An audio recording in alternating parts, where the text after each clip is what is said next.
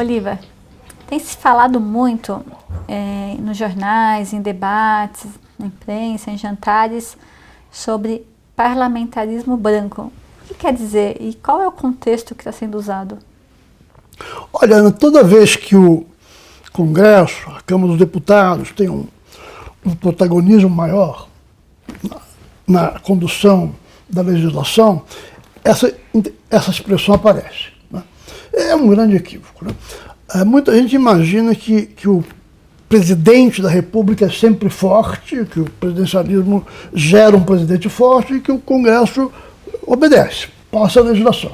Mas, observando as coisas de perto, nós vemos que não é assim, né? Você veja, desde que acabou o regime militar, nós tivemos o governo Sarney, que foi fraquíssimo, né, diante do Congresso. Quem tocou realmente a Constituinte, tudo aquilo foi o Congresso. No governo Collor, ele começou com muita força, achando que ia debelar a inflação com uma bala de prata, mas logo em seguida, com denúncias do irmão, problemas de corrupção com o amigo Percy Farias, ele se enfraqueceu e ele mesmo pediu a transição para o regime parlamentarista, que talvez tivesse acontecido se ele não tivesse caído, né?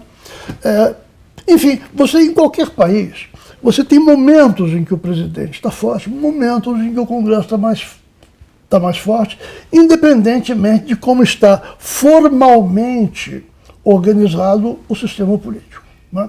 Agora, por trás dessa discussão, quando aparece a palavra parlamentarismo, é óbvio que as pessoas estão preocupadas com a reforma política. Todo mundo sente ou pressente que as nossas instituições não estão bem organizadas. E aí começa a história de ouvir o galo cantar, mas não sabe aonde, né? Começam a falar coisas disparatadas.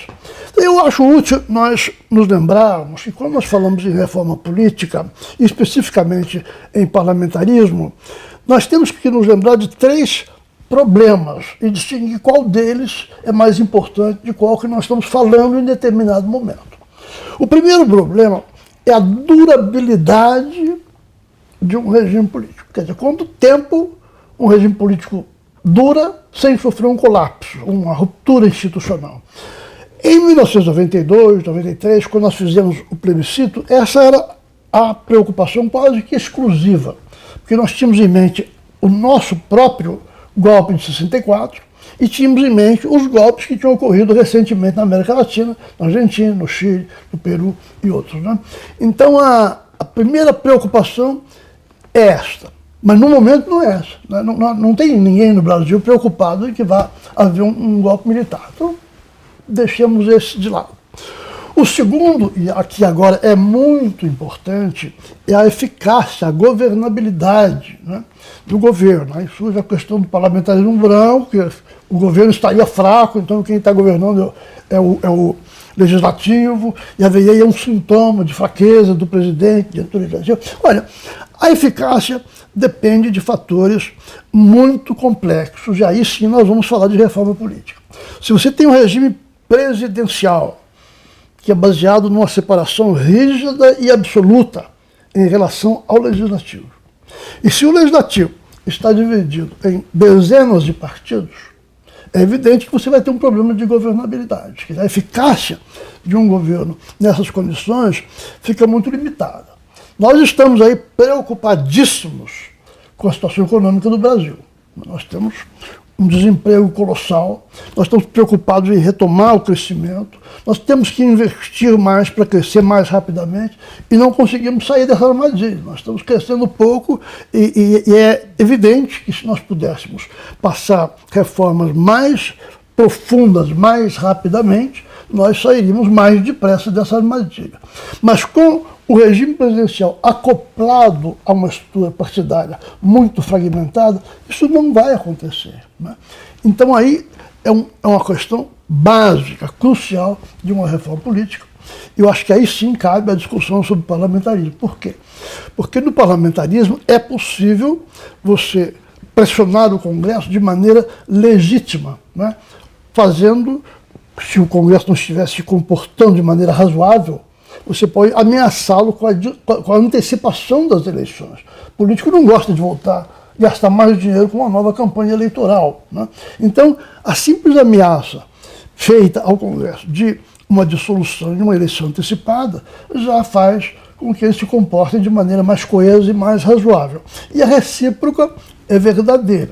Se você tem um presidente, no caso um primeiro-ministro, que é incompetente, o Congresso pode, né, pedir a destituição desse primeiro-ministro, a substituição dele, então nós podemos caminhar mais depressa, em vez de ficar esperando um processo extremamente complicado, difuso, de difícil compreensão, o chamado impeachment, né?